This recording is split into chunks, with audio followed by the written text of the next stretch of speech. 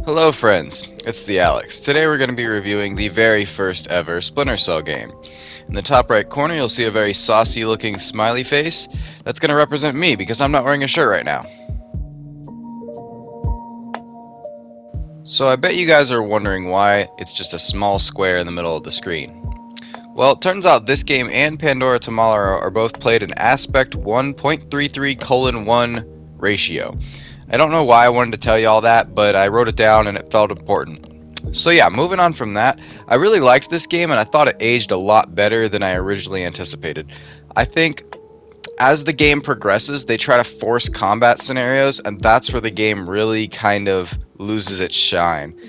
It's kind of the same trend with all the Splinter Cell games, where the game starts out really strong and all the best levels are in the beginning, and then as you play through, you kind of slowly lose a little bit of interest and get lost in the forced difficulty that they just push on you. Next, I want to talk about this terrible theme song that gets blasted into your ears every single time you turn on the game. It's very annoying and very much a pain in the butt. It sounds like the late 1990s are shattering your eardrums at supersonic sound speed. I don't even know what that means. Do us proud. Welcome to the NSA.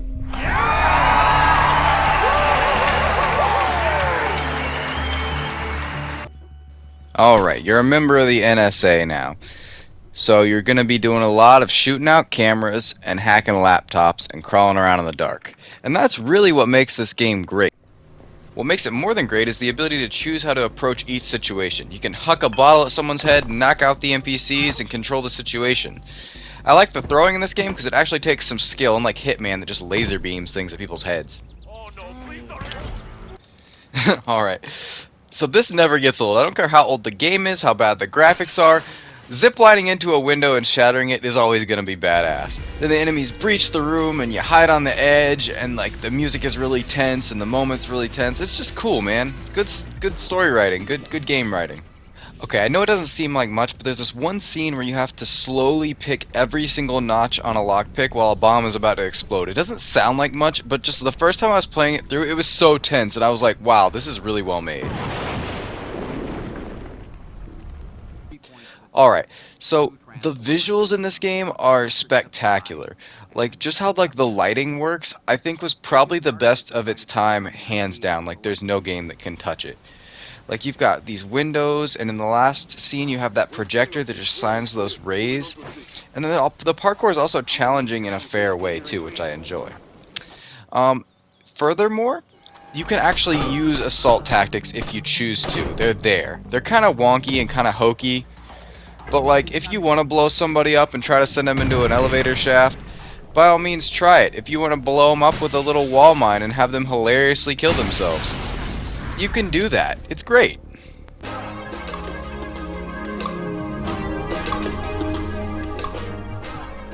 First off, you've got cutscenes that are unskippable with special effects that look like they were drawn by a 6th grader using Microsoft Paint.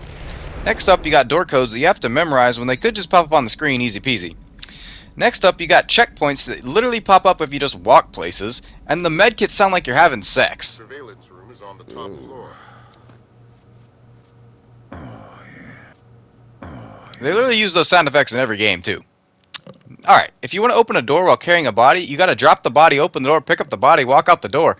You're supposed to hide bodies in this game, and you're supposed to put them in the corner, and when you put them in the corner, sometimes their heads pop out of the wall.